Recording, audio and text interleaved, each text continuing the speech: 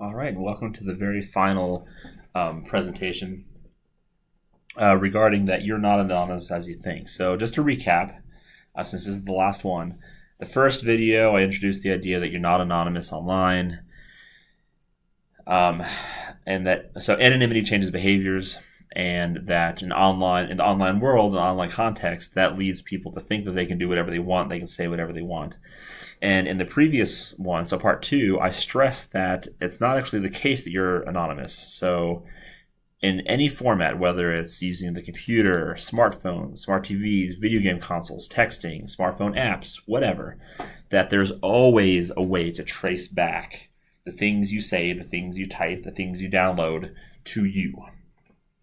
And what we're going to do in this third thing is I'm going to show you some examples of this. So at this point, you should just be. Some of you may be thinking, "Yeah, right, Chris. Like none of this makes.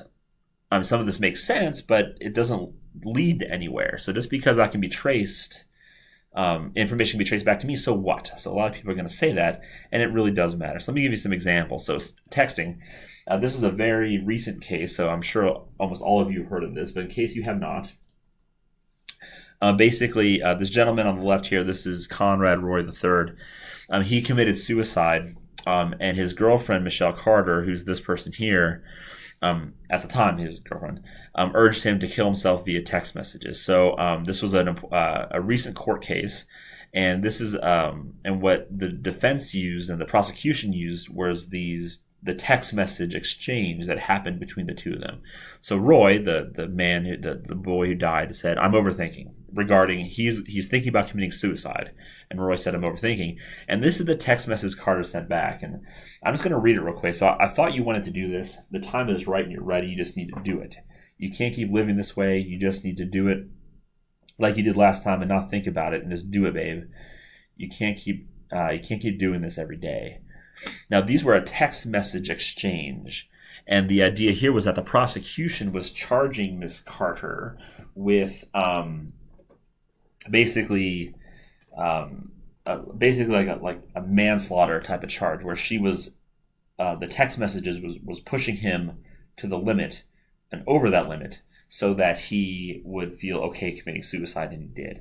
And it turns out that these text messages were critical in the defense and the prosecution as well. And it turns out that she got 2.5 years in prison for involuntary manslaughter because of these messages that she sent.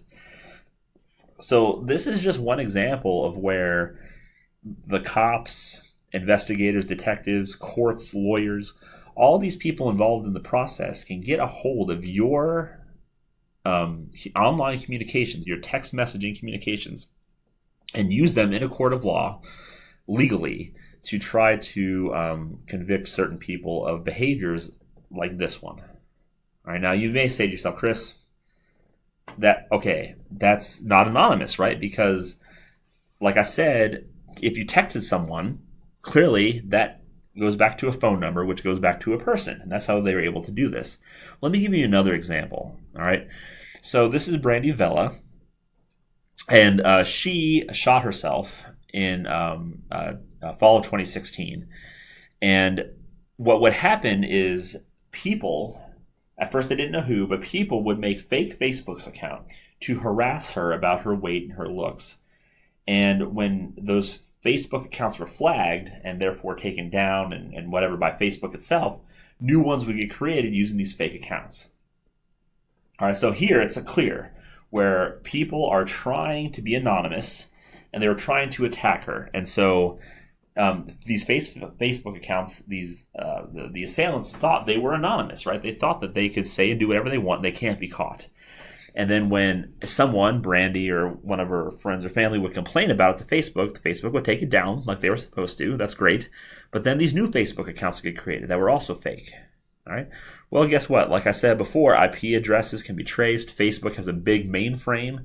And it turns out that using those things, they were able to arrest both these people. I don't know how to pronounce the names, but it's Andres Villagomez, I think, and Caterina Sanchez Romero.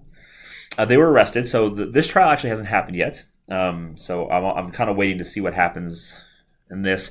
But the male, so that's going to be Andreas Villagomez, he was charged with unlawful disclosure or promotion of intimate visual material.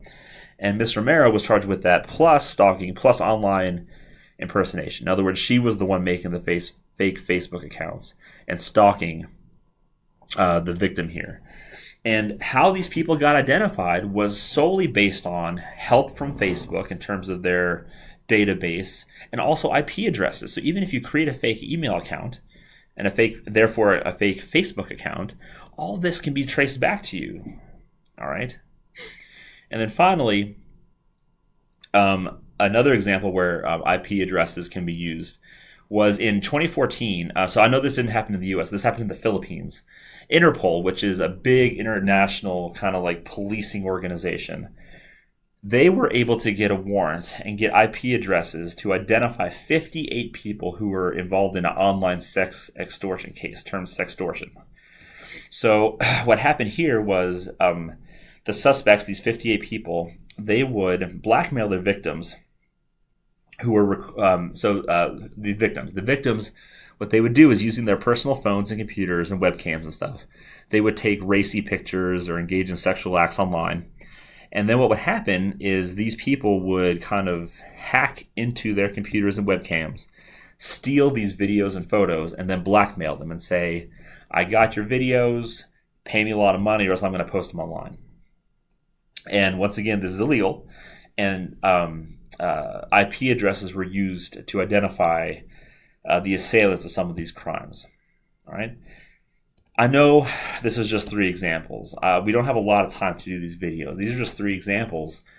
But in all 3 examples, we go from a range of texting, which I even think that's not anonymous, to creating fake Facebook accounts, all the way to anonymously trying to get away with this sextortion stuff. And in all those cases, the assailants were always identified because of the computer technologies that we have that make people not anonymous, that make things identifiable and traceable back to a single person. And that's the thing that you should have learned from these videos, is that your anonymity online is not something that you actually have. Now, you may feel that way. Let's be clear. You may feel that you're anonymous. You may have this perception that you're anonymous online, that nothing can be traced back to you, that you can say whatever you want, you can do whatever you want, because once again, the authorities aren't going to know it's you, the victim isn't going to know it's you. But really, that's not the case. And one thing with this is that your online behaviors do matter. And there are laws in this country and other countries set up such that if you do something unethical or illegal, you will get in trouble. And we're talking serious trouble. That's why I really like the example that I gave the first on this video with Michelle Carter getting 2.5 years in prison for, I believe it was involuntary manslaughter, just because of the text messages she was sending, kind of egging her then boyfriend on to go kill himself, right? So there are real penalties for these behaviors.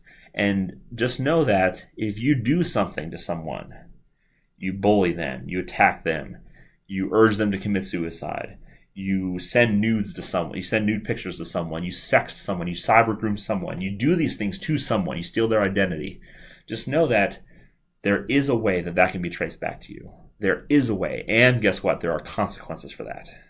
Legal consequences for that. So that is the very last one of these things. So what I need you to do now is go on to this, fill out 2 short questionnaires. And then what I will be doing is I will be emailing you guys very shortly the second set of questionnaires for you to complete. So with that said, thank you very much for listening, and please await emails from me.